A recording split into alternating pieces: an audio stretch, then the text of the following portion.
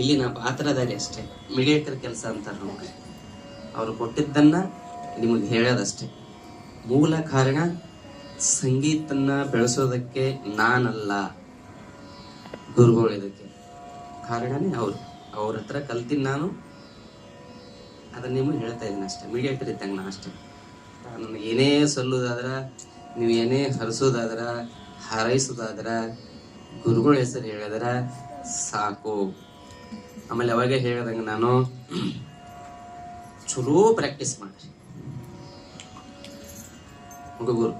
ಚಲೋ ಪ್ರಾಕ್ಟೀಸ್ ಮಾಡಿದ್ರ ಖುಷಿ ಆಗ್ತದ. ಕಲಿಸಿದ ಗುರುಗಳಿಗೆ ಇಷ್ಟೊತ್ತಕ್ಕ ನಿರೂಪಣೆ ಮಾಡಿದ್ರಲ್ರಿ, ಅವರು ಗುರುಗಳೇ, ಅನುಭವ ಉಳ್ಳವ್ರು ಅವರು. ಯಾಕಂದ್ರ ನನಗೆ ಅವಾಗ್ಲೇ ಹೇಳಿದೆ, ಅಷ್ಟು ಬೇಜಾರಾಯ್ತು ಏನೋ ಗೊತ್ತಿಲ್ಲ, ಭಾಳ ಹೊಗಳದ್ರ ಆಗೋದು ನಾನು. ಹೌದು, ನಂದೊಂದು ಏನಂದ್ರ ಉತ್ತರ ಕರ್ನಾಟಕ ಮಂದಿ ನಾವು ಇದ್ದಂಗೆ ಅಲ್ಲಿದಲ್ಲೇ ಹೇಳಿ ಮುಗಿಸ್ಬಿಡೋರು, ತಗೊಂಡು ಮನೆಗೆ ಹೋಗಲ್ಲ. ಅದನ್ನ ಬೈಯೋದಿತ್ತಂದ್ರೆ ಇಲ್ಲೇ ಬೈದ್ ಬಿಡೋರು, ಮನೆಗೆ ಹೋಗಿ ಏನು ಬೈಯೋದ್ರಿ. ಹಂಗ ನಮ್ಮ ಭಾವನೆ ಜೋರಾಗಿ ನಮ್ಮ ಕೀರ್ತನ್ ಇಲ್ಲೇ ಕಲ್ತು ನಮ್ಮ ಹತ್ರನೇ ಕಲ್ತು ಇಲ್ಲೇ ಬಂದು ನಮ್ಮ ವೇದಿಕೆ ಮೇಲೆ 3 ಜನ, ಕೀರ್ತನ, ಅಚ್ಯುತ, ಈ ಕಡೆ ಗುರುಪ್ರಸಾದ್, ಇದರಂತ ಖುಷಿ ಇನ್ನೊಂದಿಲ್ಲ.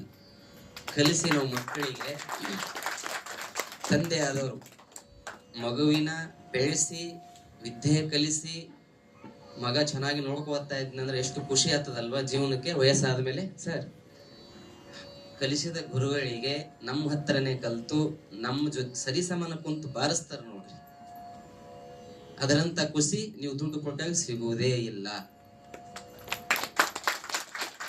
ಇದನ್ನ ಒಳ್ಳೆ ಗುರುಗಳು ಆದವರಿಗೆ, ಕಲಿಸಬೇಕು ಅನ್ನಂತ ಮನಸ್ಥಿತಿ ಇರೋರಿಗೆ, ದುಡ್ಡು ಬೇಡಬೇಕು ಮನಸ್ಥಿತಿ ಇರೋರಿಗೆ ಇದನ್ನ ಇರುವುದಿಲ್ಲ.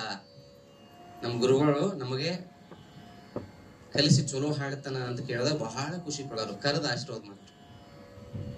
ಚಲೋ ರೊಕ್ಕ ಮಾಡ್ಯಾನಂದ್ರೆ ಕರಿತಿರ್ಲಿಲ್ಲ. ಹಂಗಾಗಿ ನಾವು ಒಳ್ಳೆ ಗುರುಗಳ ಹತ್ರ ಕಲ್ತಿದೀವಿ. ಅದನ್ನ ಮುಂದುವರ್ಸ್ಕೊಂಡ್ ಹೋಗ್ಬೇಕು ಅನ್ನೋದು ಒಂದು ಪ್ರಯತ್ನ ಮಾಡಾಕತ್ತೀನಿ ಅಂತ ಹೇಳಿದ್ರ ನಾವು ಎಲ್ಲೋ ಒಂದ್ ಕಡೆ ತಪ್ಪಾತಿರ್ತದ, ಅದು ತಪ್ಪು ಆಗಬಾರದು. ಹಾಗಾಗಿ ಆ ಒಂದು ದಾರಿಯಲ್ಲಿ ಹೋಗ್ತಾ ಇದೀವಿ ಅಂತ ನಾನು ಅನ್ಕೊಂಡಿದ್ದೀನಿ. ಹೋಗ್ತಾ ಇದ್ದೀನಿ ಅಂತ ನಾನು ಹೇಳೋದಿಲ್ಲ, ಅನ್ಕೋತಾ ಇದ್ದೀನಿ, ಹೋಗೋಣ ಅಂತ ಹೇಳಿ ಪ್ರಯತ್ನ ಮಾಡ್ತಾ ಇದ್ದೀನಿ. ಅದೇ ತರ ನೀವು ಶಿಷ್ಯರು, ನನ್ನ ಶಿಷ್ಯರಲ್ಲ, ಪುಟ್ಟರಾಜ ಗವಾಯಿಗಳ ಶಿಷ್ಯರು ನೀವು ಎಲ್ಲ ಕಲಿಯೋರು.